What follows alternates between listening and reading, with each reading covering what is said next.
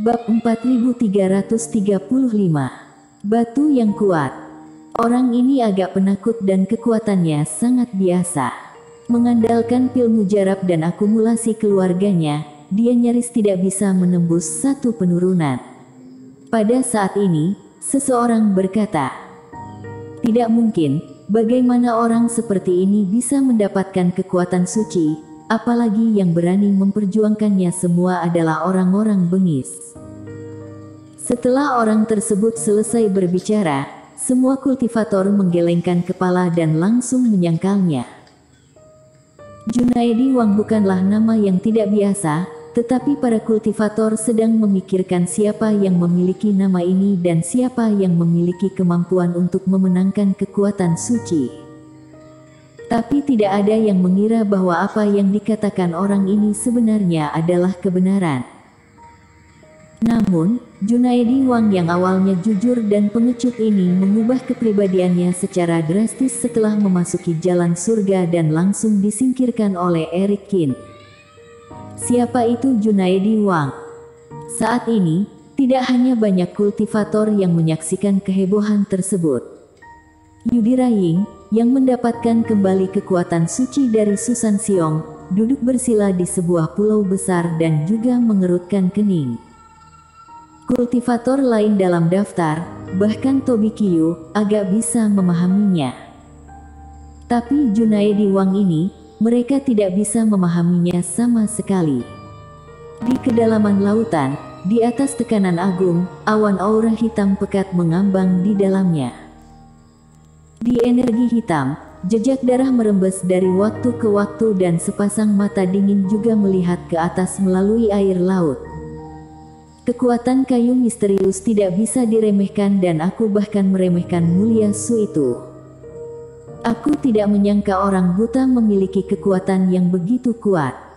Tobi Qiu menjilat darah dari sudut mulutnya dan mendengus pelan. Meskipun pertempuran itu sengit, dia akhirnya menang. Namun, siapa Junaedi Wang? Satu orang bisa memiliki dua kekuatan suci, bahkan lebih kuat dari Nico Bai.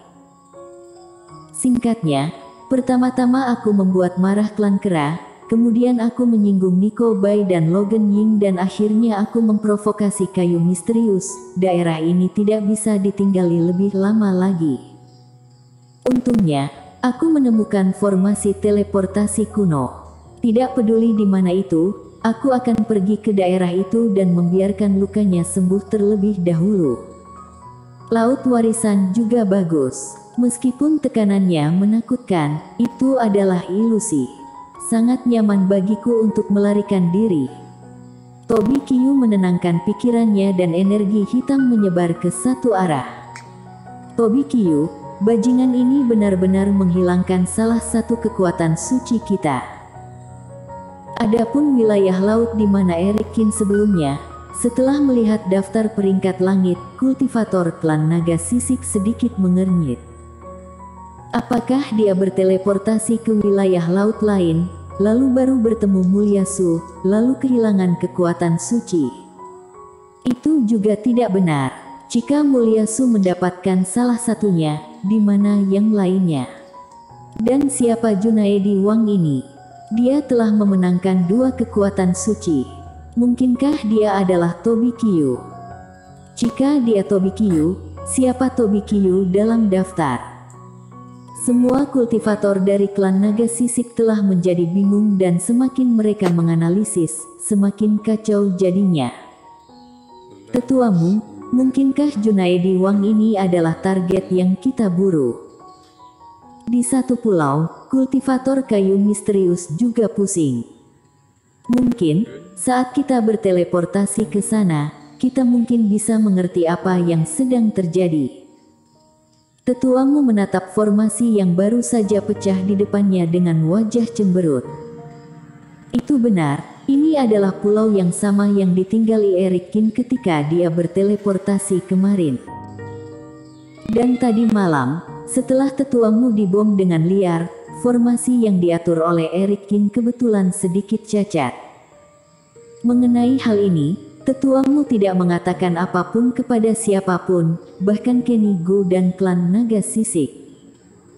Sepanjang malam, kayu misterius bekerja tanpa lelah untuk menguraikannya, akhirnya membiarkan susunan formasi kuno ini muncul kembali sedikit demi sedikit. Tetuamu, apakah Anda benar-benar ingin berteleportasi ke sana? Kami belum tahu apa yang terjadi di sana, kata seorang tetua kayu misterius. Dalam pertempuran besar berikutnya, sebagian besar kultivator akan berkumpul di satu tempat. Tidak masuk akal untuk tinggal di sana. Lebih baik mengirim mereka ke sana dan melihat apakah mereka dapat bergabung dengan ketua sekte dan yang lain. Dan Tobi Kiyu itu berani berteleportasi, kenapa kita tidak berani? Tetuamu menyipitkan matanya dan melangkah ke dalam formasi. Akan lebih baik menemukan yang disebut Tobi Kiyu di sana dan merebut kembali kedua kekuatan suci. Eric Kin tidak tahu bahwa karena nama Junaedi Wang itu membawa banyak spekulasi dan perubahan ke semua pihak. Dalam upaya berikutnya, Eric Kin membangunkan dua orang lagi dan melakukan hal yang sama.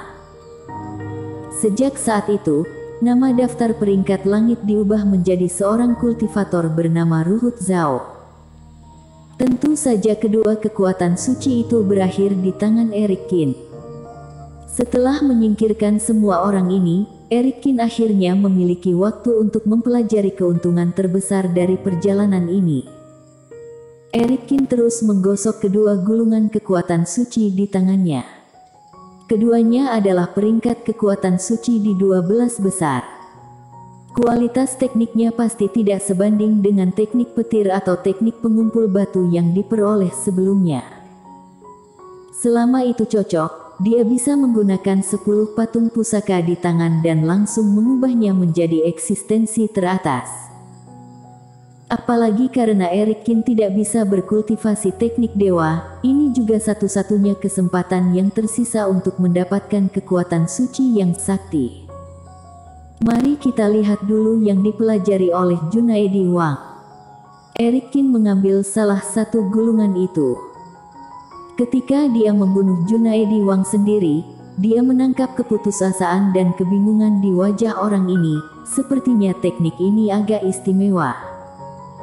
Perlahan membuka gulungan itu, mata Eric Kin tertuju padanya. Ush! Perasaan akrab menyerang lagi dan jiwa dewa Eric Kin bergetar dan segera muncul gambar di gulungan itu.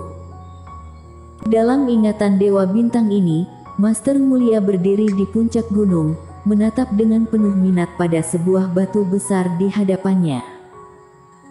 Batu yang kuat, aku tidak pernah menyangka bahwa aku yang telah menjelajahi begitu banyak dunia dan menemukan hal yang begitu ajaib di dunia ini.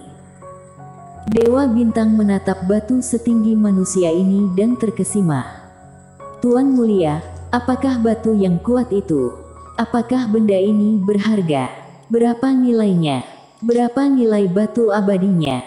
Dengan kemeja emas dan mahkota emas di kepalanya, dia terlihat seperti pria parubaya yang sangat mewah.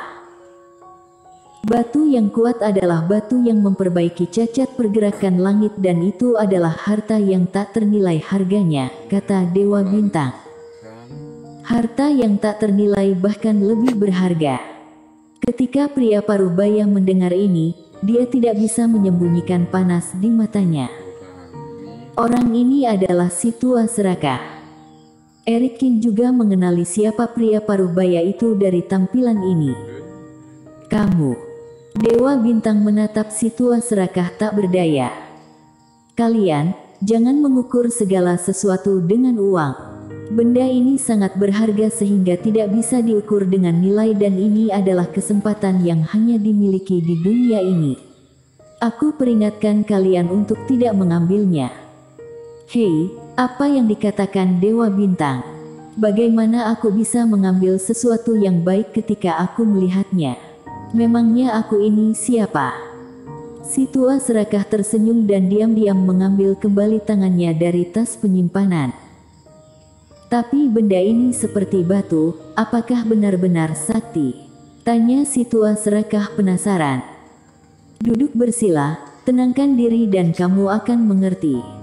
Dewa Bintang tersenyum kecil dan si tua serakah segera mengeluarkan 2 bantal jerami. Keduanya duduk di sebelah batu yang kuat, membiarkan angin gunung menderu dan langit berubah. Dewa Bintang, ini. Lama-kelamaan si tua serakah tidak bisa duduk diam, menggaruk-garuk kepala dan berusaha berdiri. Diam. Dewa Bintang menggelengkan kepalanya, pandangannya tertuju pada batu yang terlihat biasa di depannya. Apakah kamu sudah merasakan aura pergerakan langit? Bersambung.